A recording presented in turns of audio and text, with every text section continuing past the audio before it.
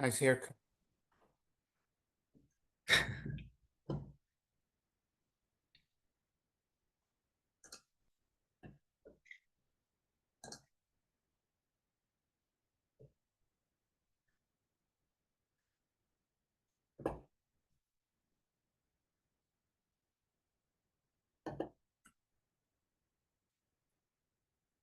Hey everyone, just giving it a couple minutes for everyone to join. This is the ANC1B June Transportation Parks and Public Space Committee. Karen, I see you are in the audience. I will elevate you to panelist. I see you've raised your hand. So let's do that.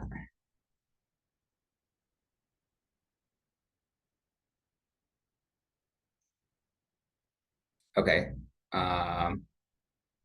Cool. It seems like that worked. Hello. Oh, you're muted. Good evening. Good evening. Okay, so let's get started. Looks like we have the bulk of the committee is here. So I guess I will do the roll call. I was like, how do I start this? So I'm gonna go just around on my screen. Nick. Present. Zoe. Present. Santiago. Present. Johnny. Present. Dion. Present. Karen. Present. Julius. Present. Nicole. Present. Laura. Present. Rebecca. Present. And then Jay. Present. Excellent. So if I did that right, 1, 2, 3, 4, 5, 6, 7, 8, 9, 10 out of 15. So that's a quorum. Great. As I was saying before we started the webinar, we have 3 agenda items today. A notice of intent for the an expansion of the number of blocks that are participating in the Greater U Street Performance Parking Zone. And we'll have a little update about the project in general from DDOT. We'll also have a high-level Better Bus Network discussion as the Better Bus Network is rolling out changes across the entire service area on the 29th. As part of the Better Bus discussion, we'll also be discussing a resolution that our neighboring ANC1E has passed about impacts to riders from changes to the buses that go through Ward 1 and serve the hospital center. And on the agenda, there's also an item about street trees that one of our committee members, David Fadul, wanted to discuss, but if he does not join us, we will save that for another time. So I would like to make a motion to adopt that agenda. Second. Seconded by Jay. All those in favor, say aye. Aye. Aye. Aye. Aye. Anyone Aye. opposed? Anyone abstaining? Great. Agenda adopted and meeting officially started, let's say 7:06.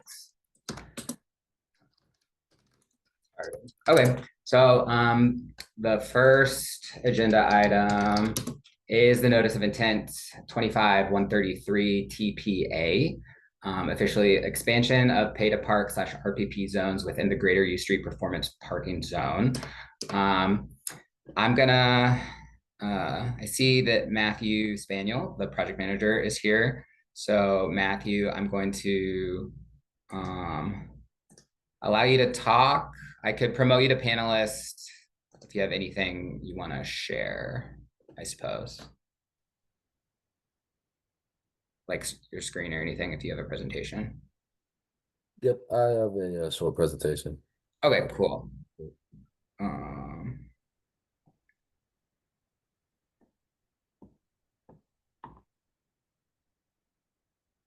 guys, what do I do? Remove, so now I don't see the option that says promote to panelists. Oh, there it is, it's over there. Got it.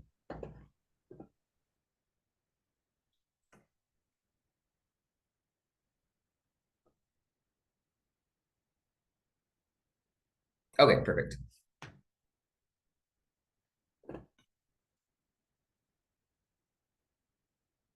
Oh, looks like screen sharing is still disabled for me. So, yeah.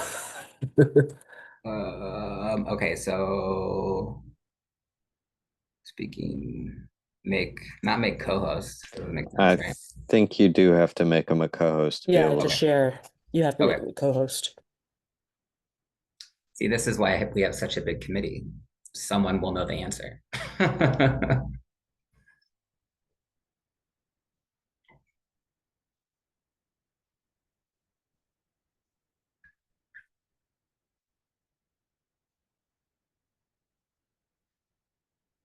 Matthew, did that work? No, you're muted. There we go. Cool. Can you all see that? Not yet.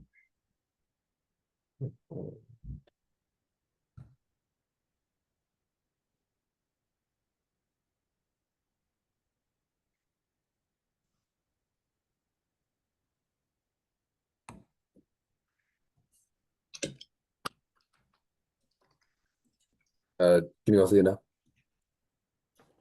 No. Oh.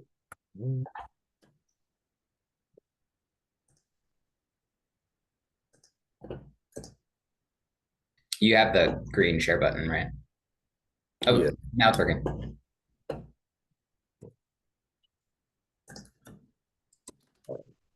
Can you all see that now? Yep, we can see it. Yes, but we have the presenter view. Oh.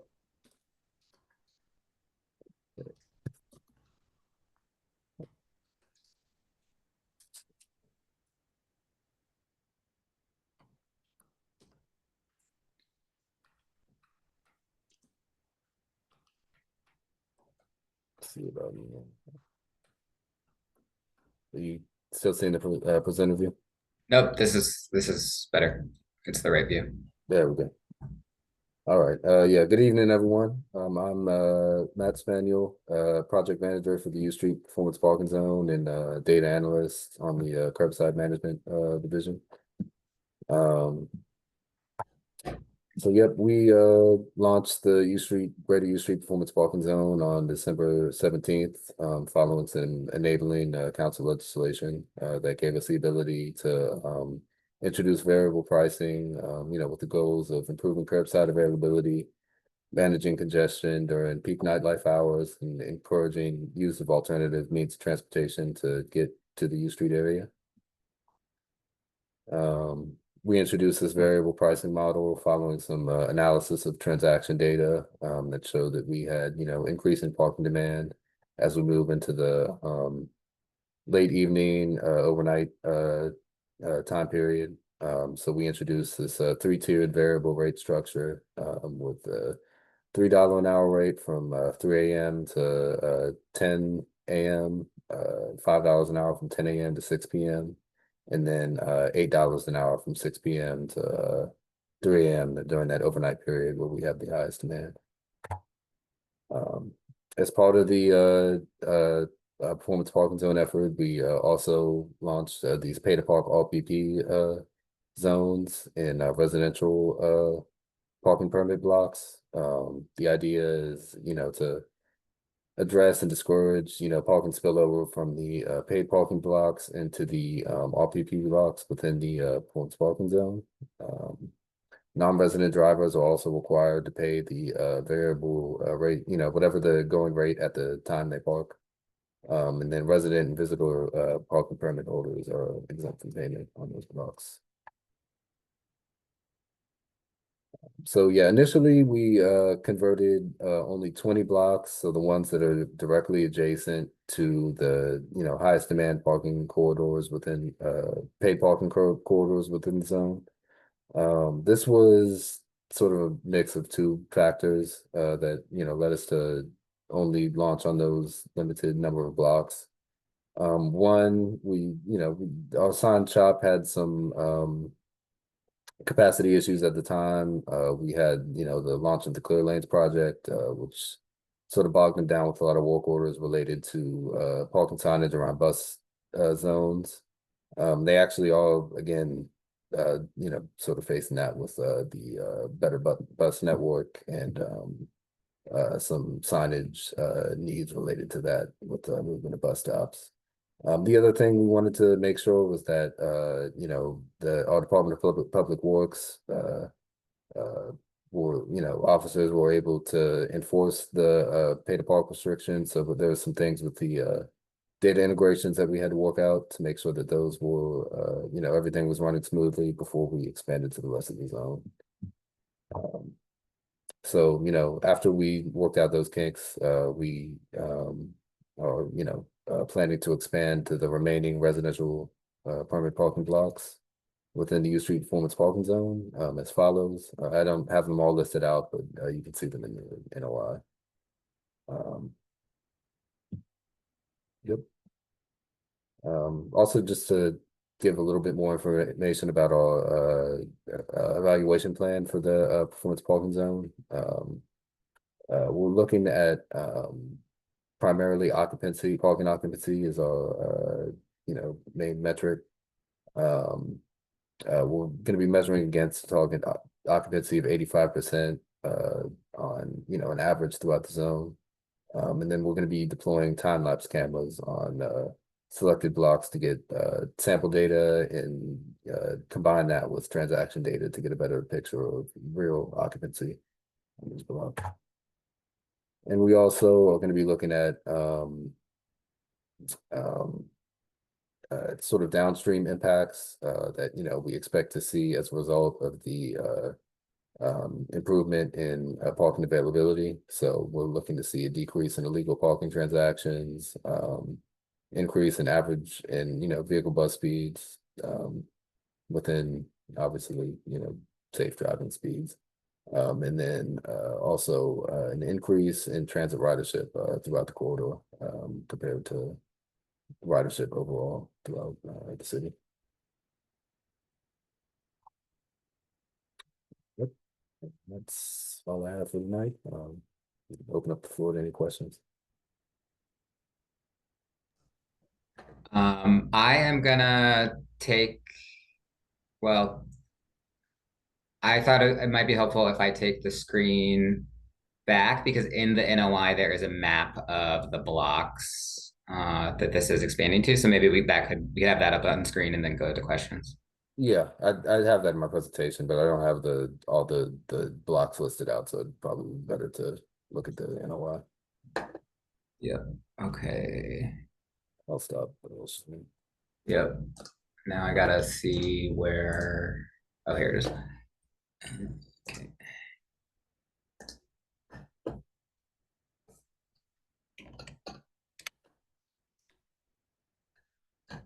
So can people see that? Yes. Yep, we can see it. Great. Santiago, I see your hand. Yeah, I thank you for the presentation. I want to say thanks also. This was when we originally commented on this last year. A lot of these blocks were in our list requested, like the ones that we were asking the DDOT to expand it to. So I appreciate those constraints, and I appreciate that DDOT is doing it now. I should have a question for that study that you're doing. Do you have like a guesstimate of when that kind of like data would be gathered? You finish your study. I think people would just be curious in the neighborhood what the effects are of the program. Yeah, our target timeline for that is August to do, to conduct the data collection. We are working, through some staffing, well, not some constraints related to the actual installation of the time-lapse cameras. We've deployed them in the past for some previous parking studies. And in the past we've used like overtime basically from our signals team to do that. And as we're working with the constraints of the city administrator's order and everything right now. So, but August is our target for deploying those and doing data collection. Thank you. I'm gonna stop sharing my screen real quick, just to see. If anyone in the public has questions, also feel free to raise your hand. Johnny. Thanks for your presentation, Matthew. So may have missed it. Sorry if I did. Is the intent for the of this to increase the number of parking spaces for folks attending DC events or DC performances?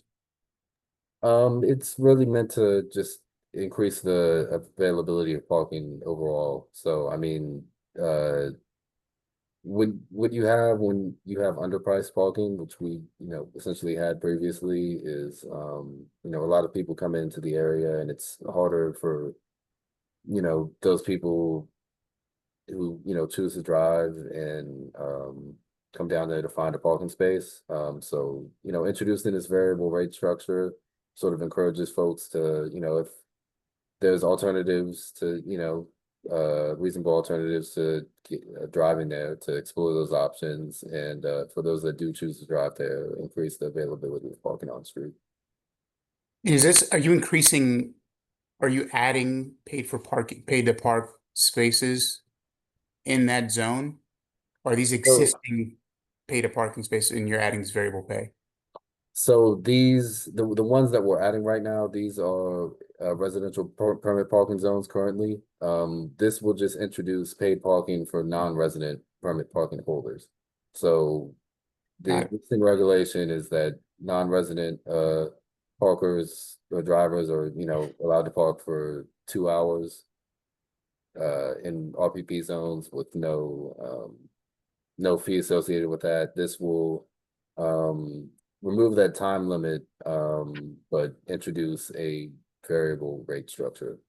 The one that we are already charging throughout the existing paid parking blocks. And Are you concerned, is your team concerned that this would reduce the available spaces for residents in the area?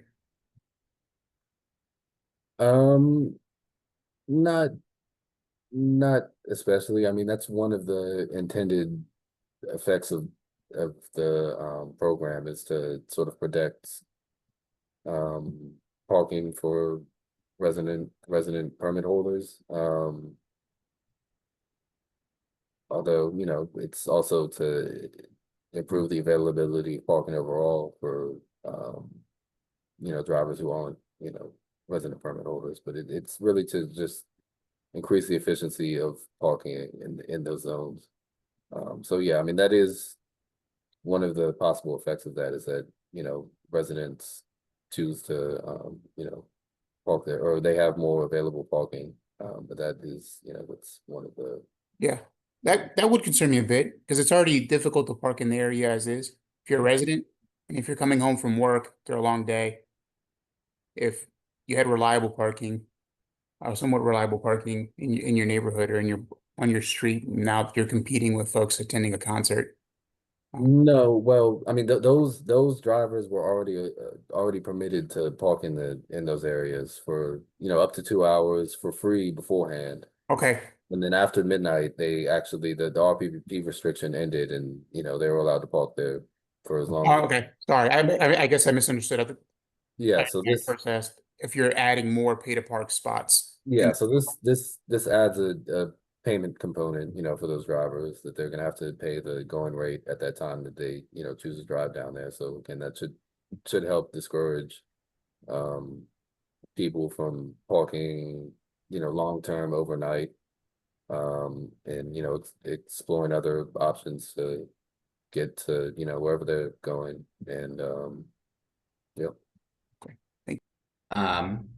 And so we're expanding pay to park to in the RPP zones on additional block faces, but within the performance parking zone and within the neighborhood, there are still RPP exclusive blocks, correct?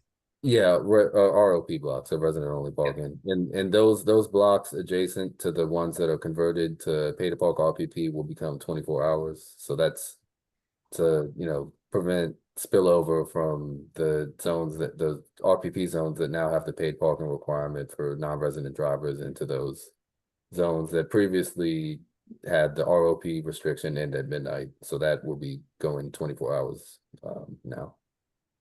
Great. Zoe? Sorry, just to clarify, the ROP blocks that previously it was, you have this permit, you can park, only you can park here, and as long as you want, is it residents that are getting kicked out after 24 hours, or like everybody can only park there for 24 hours, or just visitors? No. Yeah, so only residents can park there for 24 hours. It extends the resident only parking restriction 24 hours. for those- Oh, got it. It's not a 24-hour limit 24 on how extended. long your car can stay there. Okay, No. got it. Yeah, so on a lot of blocks, some blocks near U Street, they used to end at midnight or 8 p.m. or 10 p.m., different times. And then after that ROP restriction ended, then like anybody could park there for free. So it's like turning those blocks to be 24/7.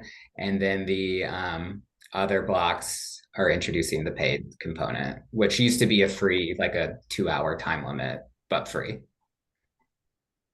So it sounds like there'll be more parking for residents then. Yeah, it's meant to preserve parking for residents and, again, encourage non-resident drivers to, explore alternative means of getting there. And, if they do choose to drive, improve the availability of parking for them. Dion? I think I'm more curious to know, in terms of the data collection and you guys looking at that to see what effects, I guess, the changes have made. It sounds like this is kind of like a tiered program or a tiered rollout where you would look at that data and then make some changes to the program, I guess, as it is or as it stands, with August being the date that you guys expect to fully collect this data in terms of when the next tier or when the changes or adjustments would be made. What is your estimation to that? Because I'd be curious to see like what you got from that and then how you guys frame it or how you guys make adjustments to the program from there. Yeah, we're definitely looking to report out after we do that data collection with our findings, and then according to all those metrics that I outlined in the presentation. It's hard for me to give an exact timeline for when we're going to report out right now, but that we're planning to do that shortly after data collection. And that is something that we're sort of building this out as like a methodology to or like a way to adjust rates in the future to sort of optimize that occupancy level.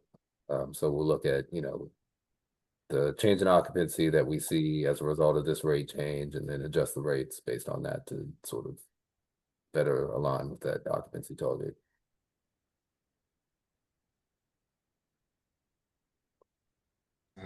Nicole? Yeah, thank you. So Matthew, if I have it right, the camera installation wouldn't happen until like the end of the summer, and that's kind of when we would kick off the like pilot as, in its full form. Yeah, we're looking at installing the cameras towards the end of July, and then having data collection throughout August. So we're looking at Okay. like a 1 month sample of data. So Yeah, and just as a follow-up for that, I was wondering if you guys have, if you're going to do any further communication or outreach around the start of that program, and whether like the sign shop has worked its way through its backlog to get more materials printed, because anecdotally I actually live on one of the blocks that is in the performance parking zone. Very interested to see how it works, but my like neighbors and folks on the block who are not attending these kinds of meetings do not have a great grasp of what is going on.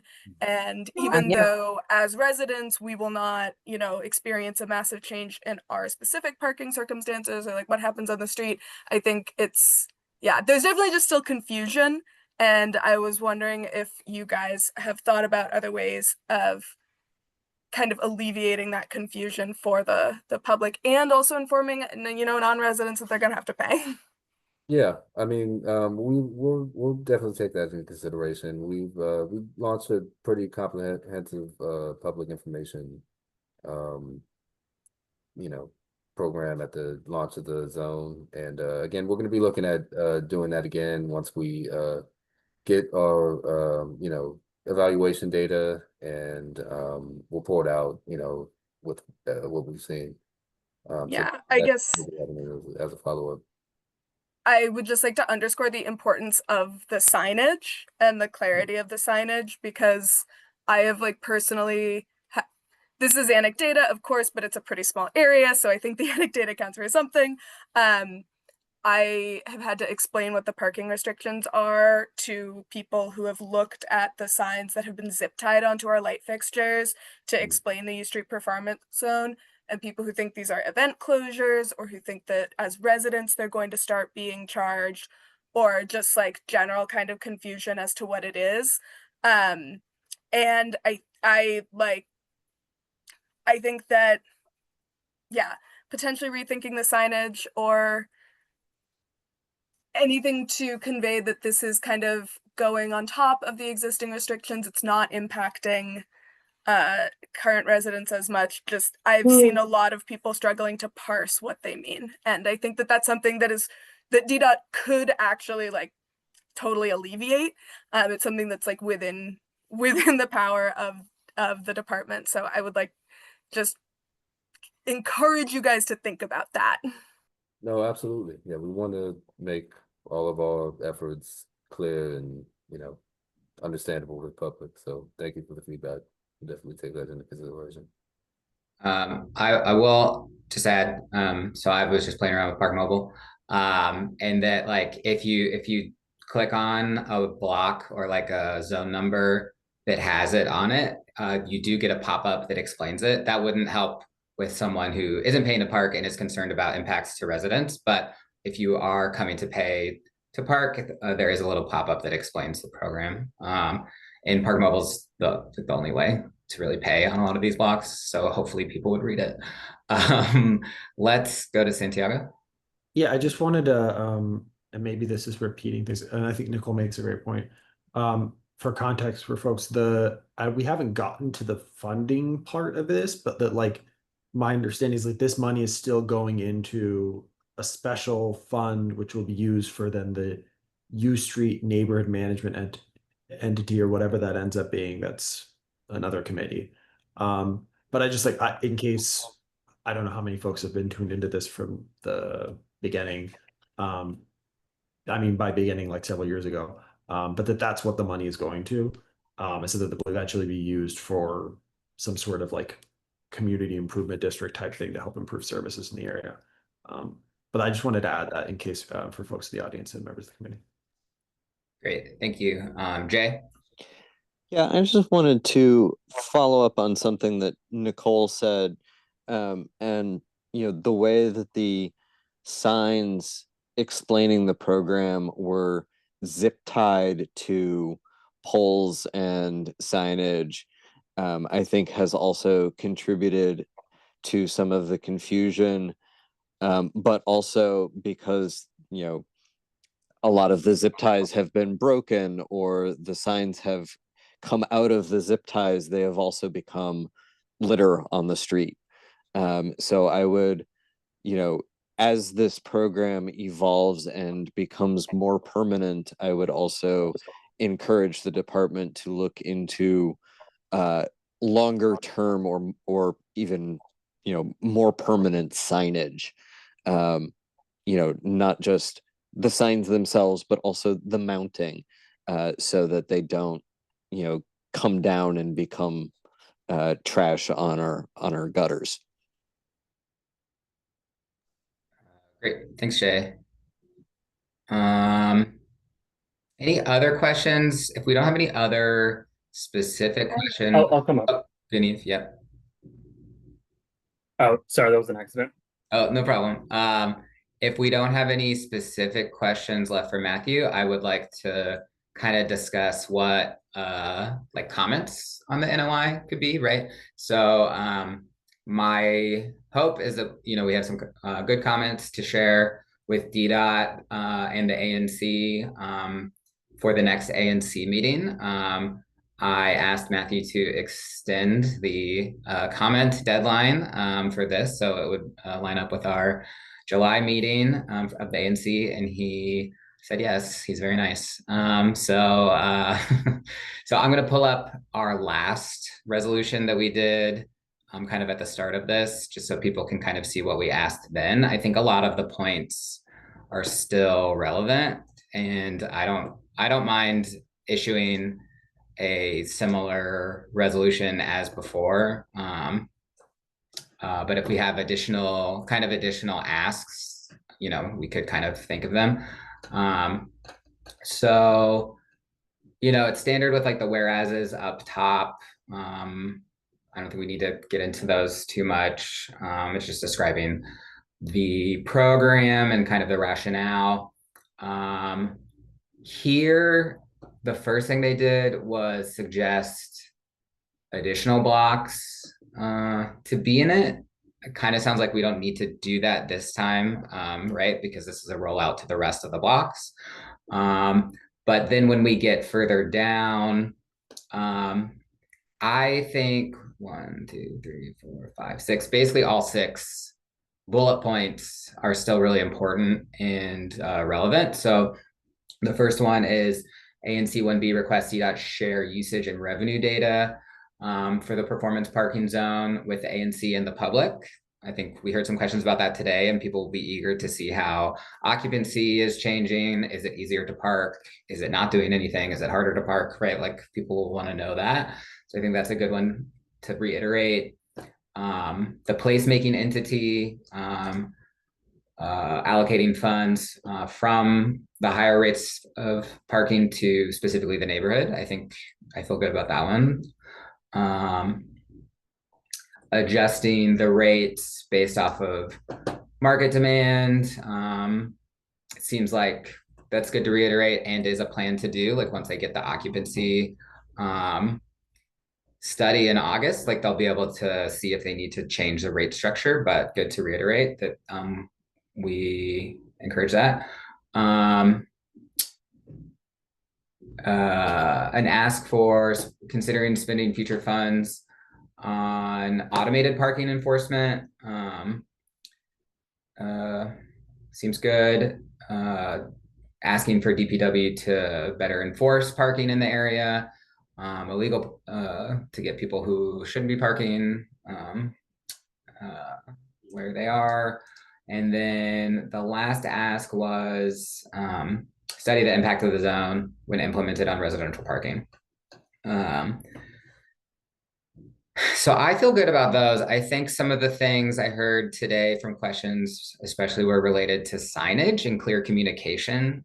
So I don't know if we want to add something about that specifically, something that I don't know if it's resolution worthy, but some feedback that I'll just provide right now is that it might be nice if on the somewhere there, like there's the map of the like just the general zone boundary, but if there was a map that kind of showed like the regulations on each block specifically, that might be helpful and might could be a good communication tool to kind of like explain the differences on the different blocks. So that could be useful. Does anyone have anything else that they think? I think signage is like a main thing we should definitely consider putting in the resolution.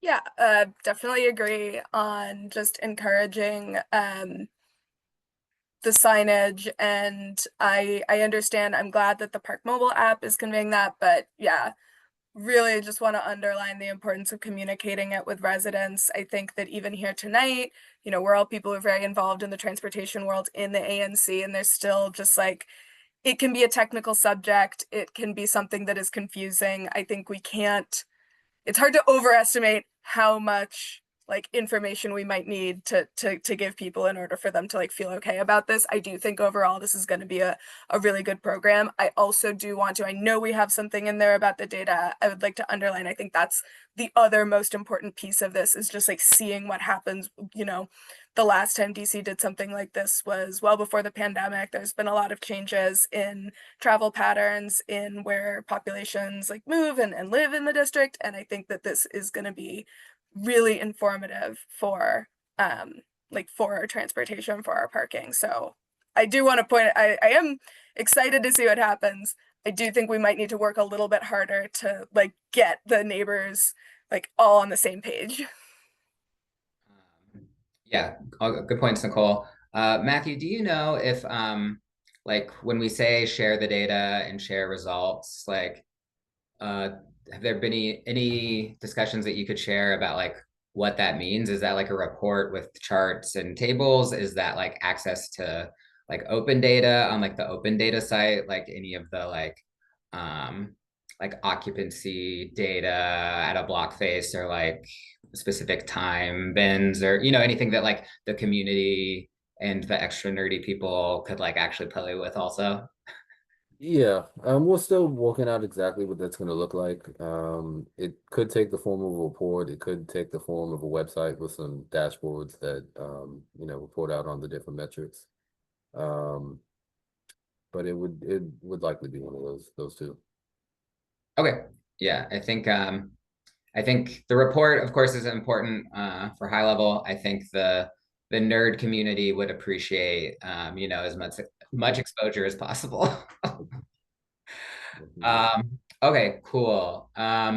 So clear signage. I feel like our last resolution covered most of the stuff, and I would be comfortable mostly like reiterating this, all the like basically all the same bullet points with like an additional clause for public outreach and signage and explaining to the community what this project is kind of the only other bullet point I think I would add. Is this how do people feel about that? We feel good about the expansion to the other blocks. Like if someone doesn't feel good about the expansion to other blocks, that could also be okay to discuss, but I think that net, from what I can think I'm going to see and what I think we've seen on the other blocks, is there'll be more access to residents. The fact that you can park 24 hours ROP, I think is a big deal, especially in the area, because there are people who show up at like 12:15 or like 12:30, and they will like, if they can find a spot, they'll park there. And I think this changes that. I think it'll be a net benefit. okay, great. Jay?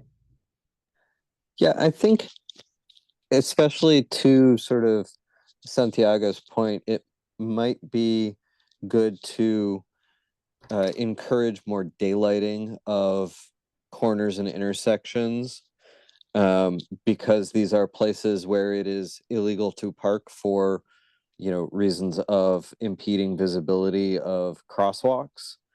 And if those become seen as, you know, free spots, you know, as there is perhaps more availability, we may see more people parking in those corner areas that make it harder and more dangerous for people to cross the street or even to drive, you know, that are, because they're less visible. So just to kind of restate your point, would it be to something like ensure like parking signage for real parking spaces is clear and visible, but also equally important, ensure that no parking signage is visible and easy to understand. So that could be one sentence. And then like, but also consider like daylighting measures and no parking zones. Something like that. Yeah, I think physical means of preventing parking in places where it is not permitted, such as, you know, the exclusion zone near a crosswalk. Okay, I'm just writing this down. Motion to approve, update, same. Okay, so I think I want to make a motion. Well, does anyone have any questions about Jay's comment or suggestion? Okay. So I want to make a motion to approve an update to December 2024 resolution with the same resolve clauses except for the blocks, with the addition of two kind of statements. First statement, DDOT will establish clear communication and signage explaining the project, something like that. And then the second one would be consider physical daylighting measures at intersections to reinforce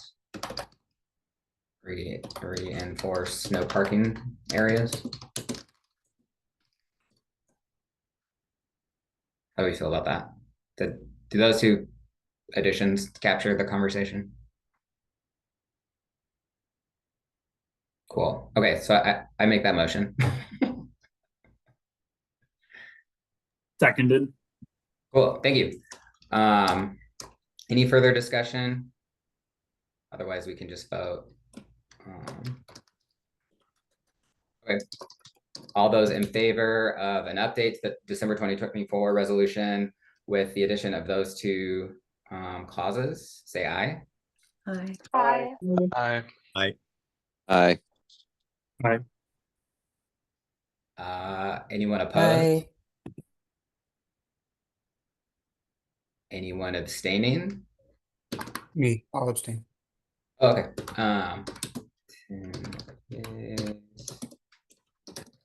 Okay, so I think because we have Ganeve now, we have an extra person from the vote earlier. So 10 yeas, 0 nays, 1 abstention. Cool. Thank you, Matthew, for being here today.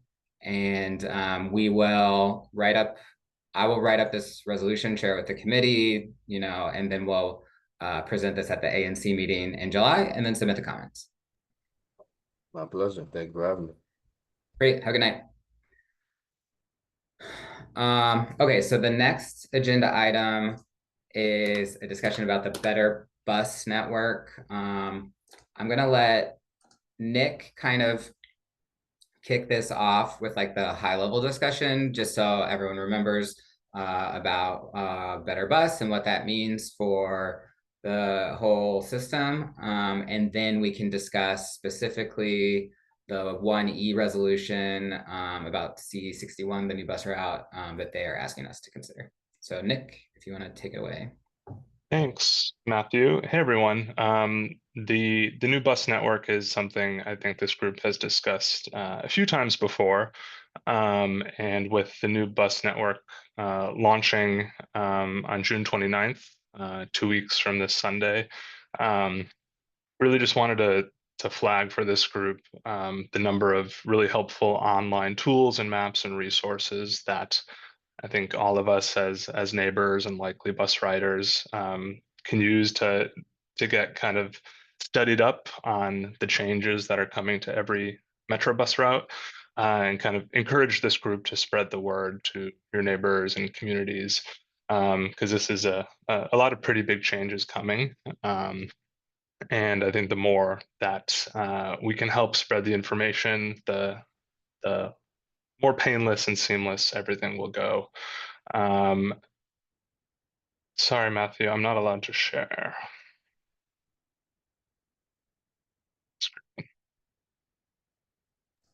Okay, try now. There we go. Thank you.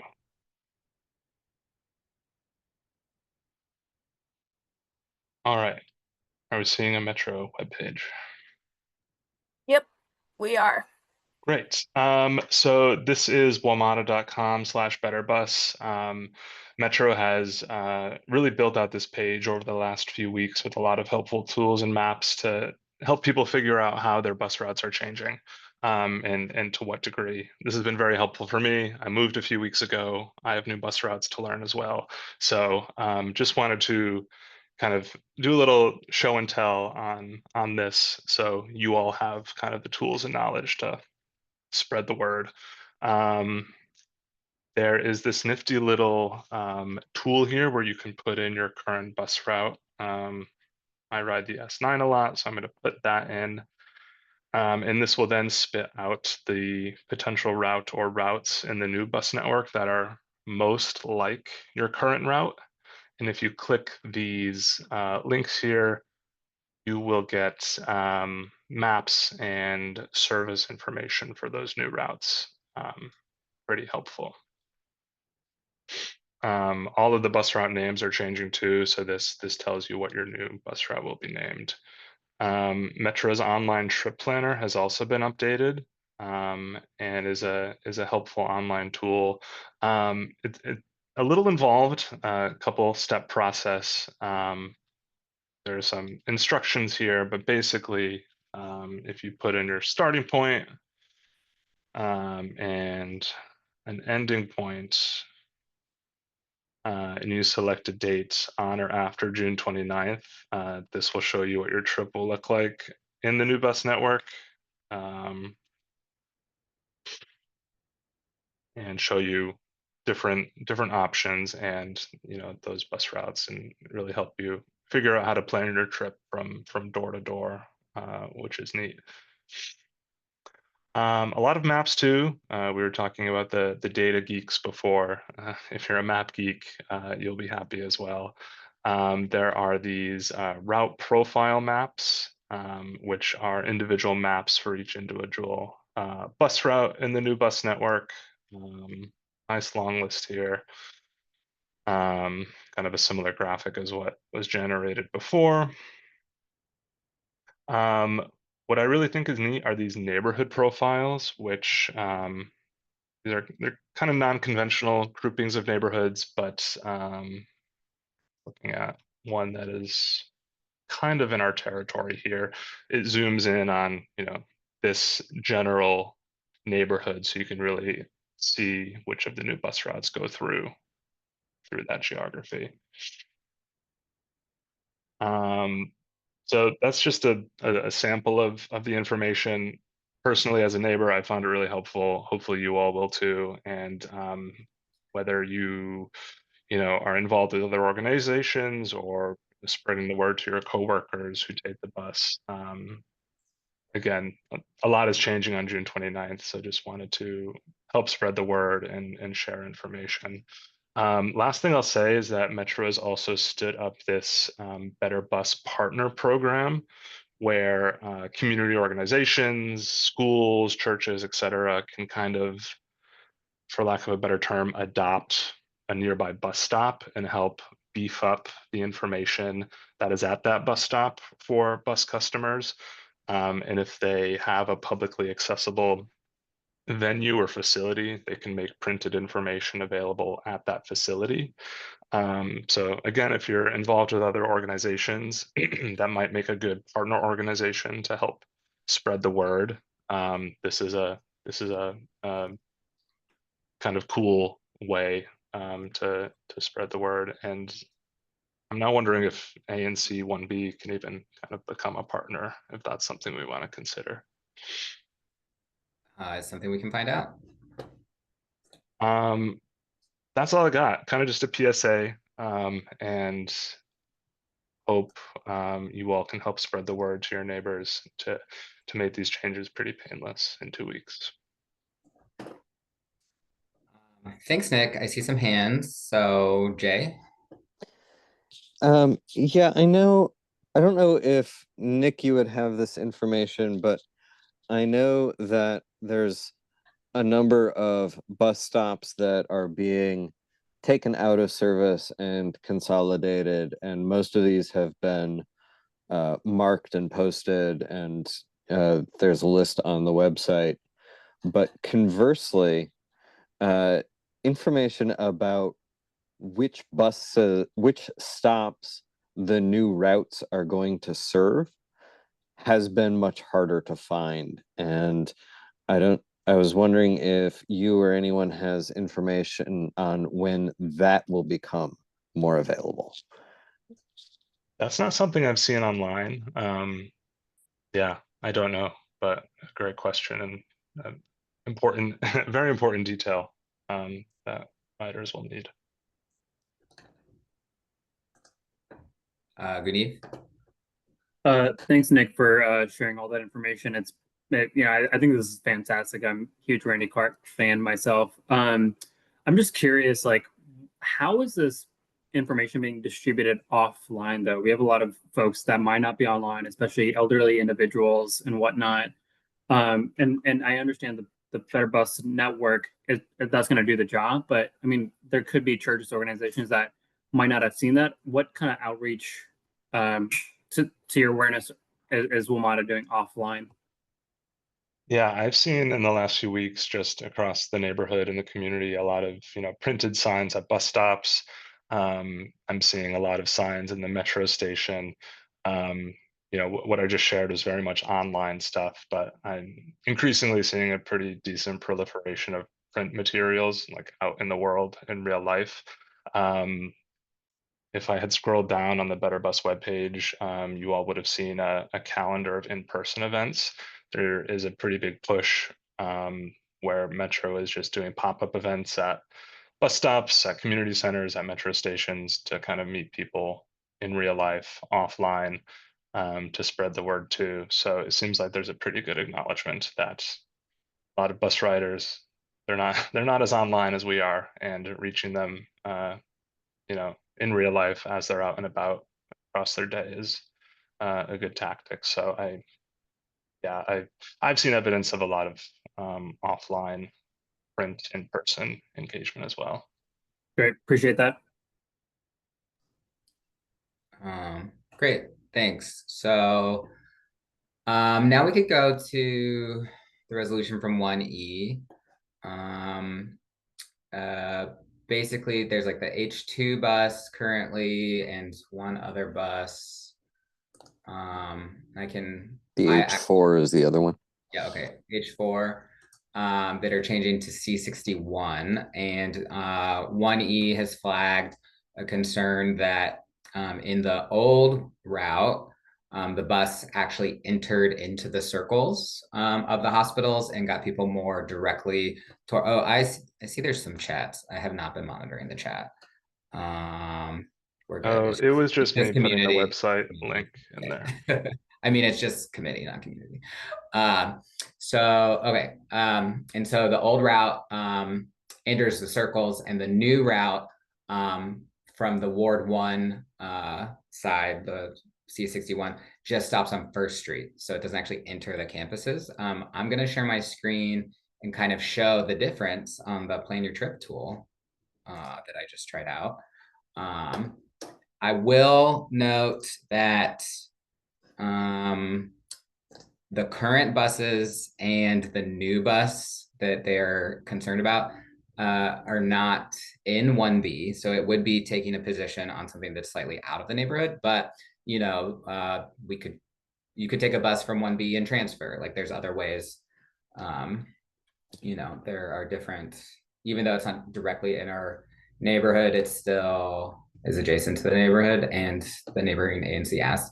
My computer is being real slow. Okay. If I zoom in, please. Okay, so this is the H2. And you can see when it gets to the hospital, it actually has stops within these circles, like at the VA and Washington Hospital Center, MedStar. And so that is what currently happens.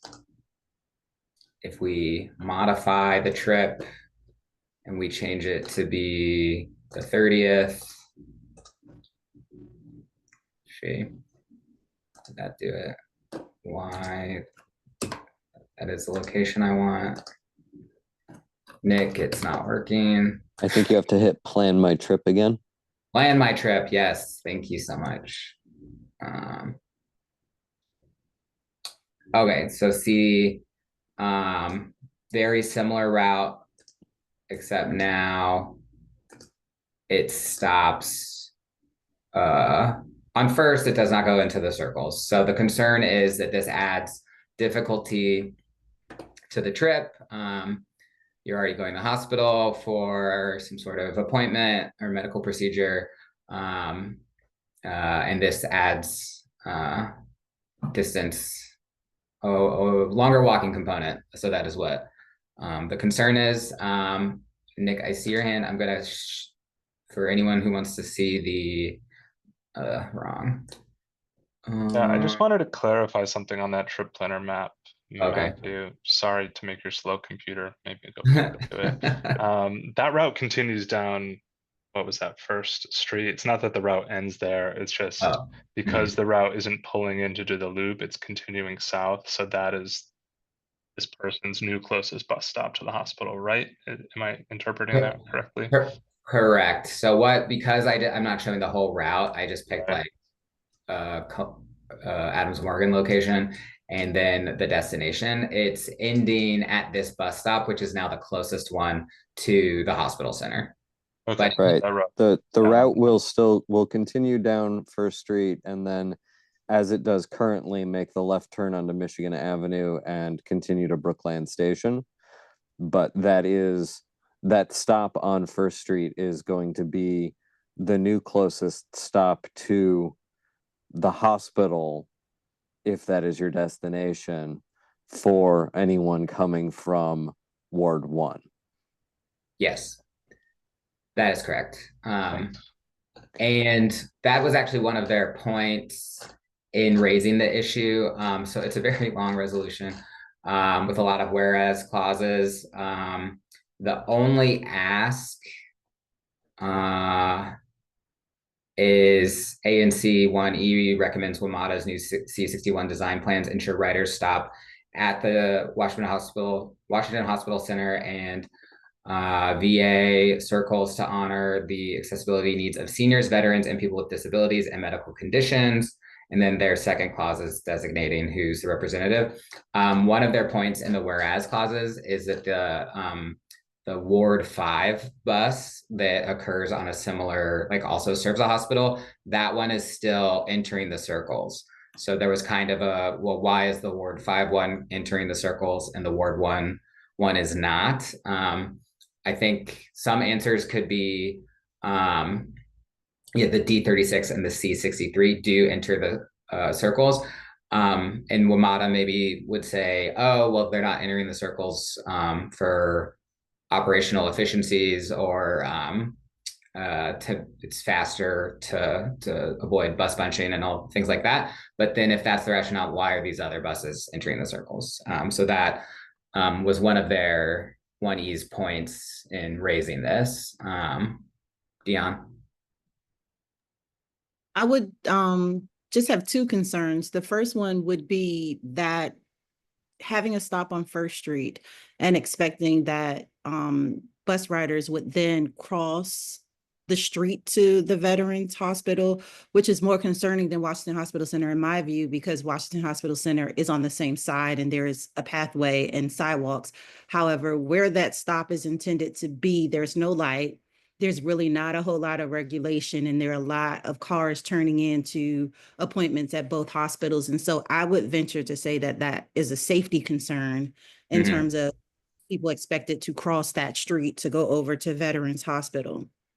In addition to that, I just had a concern that I thought it was before, where I haven't really seen any side-by-side comparisons of what the stop looks like now and what it will look like until you go into the Plan My Trip option. And that's kind of difficult to just basically be able to give a fair opinion on what I think of the progress or what I think of the changes overall, because it definitely would depend on where I put the destination to be it the hospital or say to my child's school. I think I would like to see something on the website that does a side-by-side comparison or specifically points out the changes and what stops were eliminated and the route of these new stops. That would, I guess, help me to better understand what's going on, because it just seems like a lot of clicking around to be able to get the information that you need.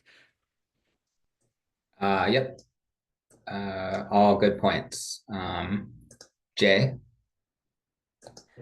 My other concern about this route change has to do with the Children's Hospital stop on Michigan Avenue.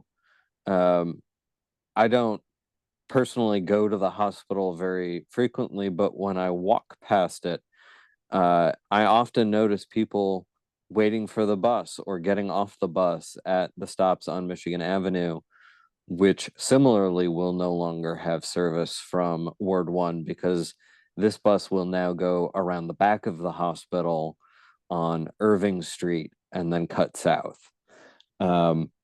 So I think that, I am in support of 1B passing a resolution endorsing 1E's point about the change in service being detrimental, and I would add, the change in service to Children's Hospital is also, I think, detrimental to Ward 1 residents.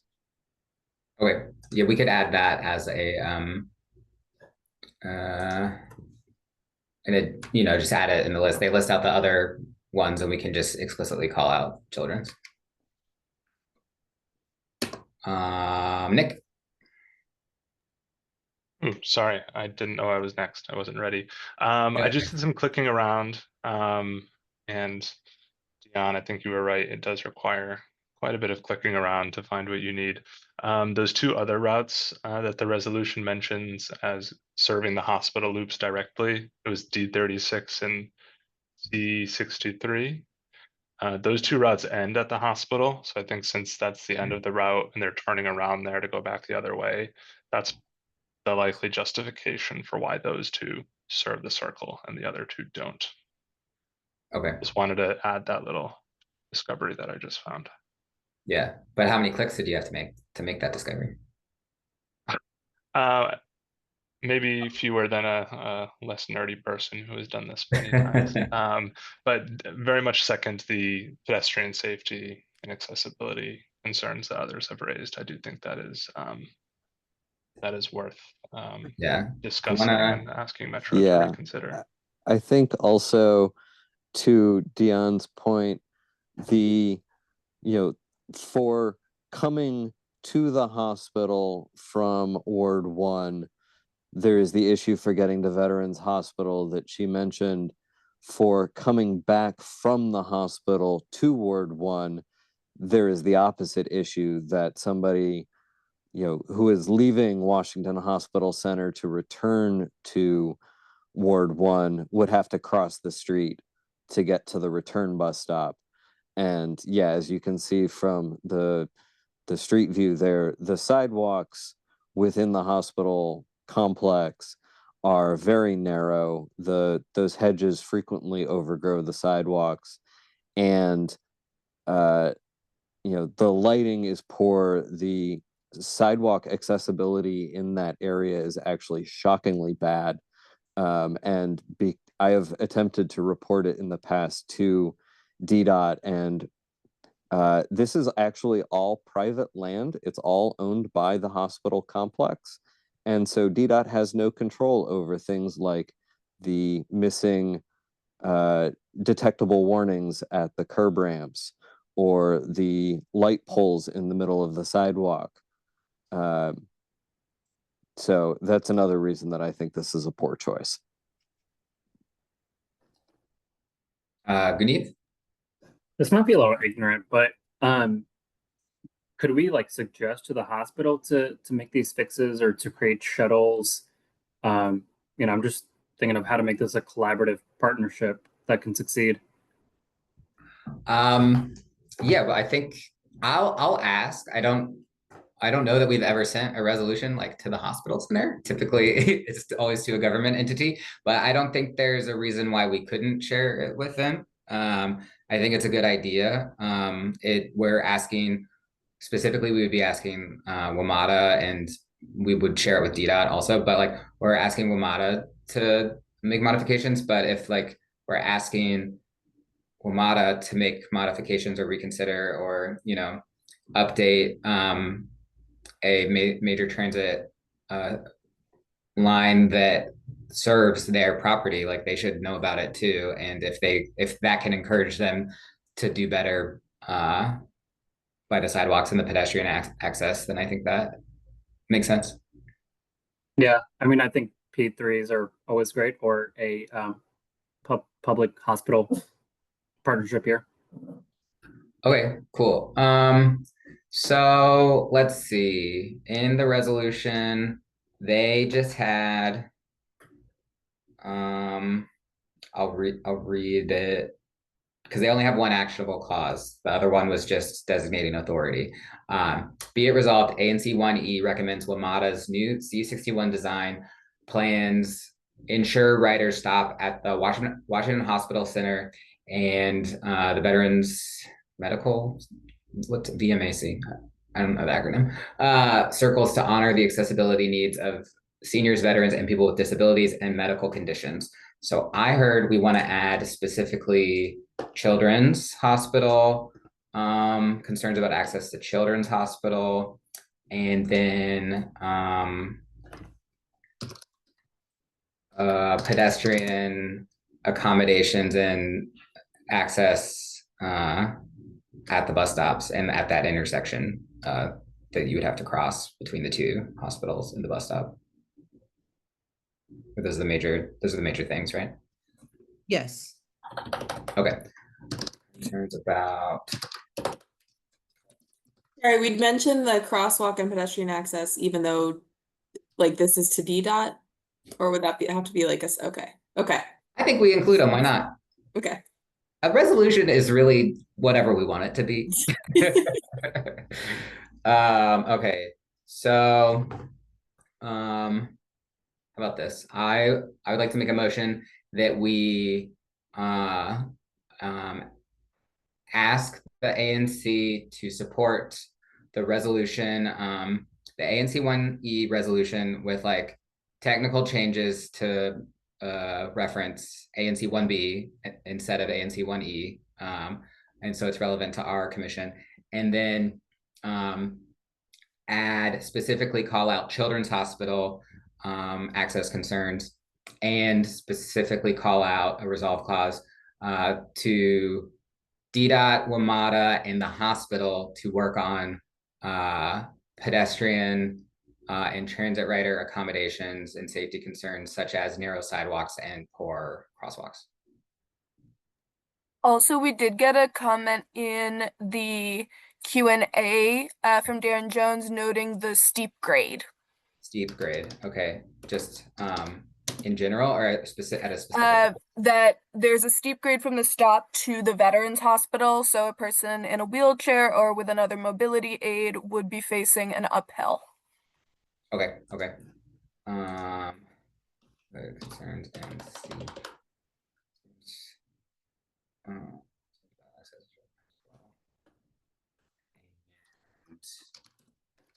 And ask DDOT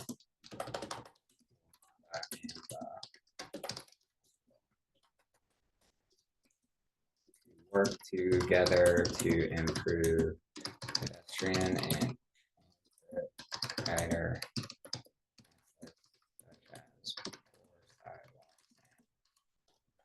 sidewalks, crosswalks, and lighting. Okay, cool. I feel good about that.